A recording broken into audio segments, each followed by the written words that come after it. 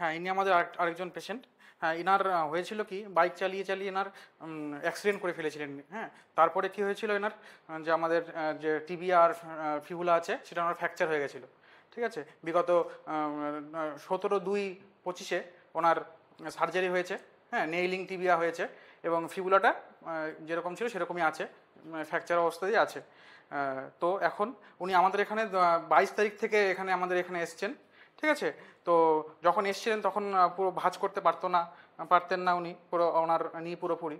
তো এখন অনেকটাই উনি প্রোগ্রেশন আছেন, পুরোটাই এই বিগত 18 দিনের মধ্যেই পুরো ভাঁজ হয়ে যাচ্ছে পুরো।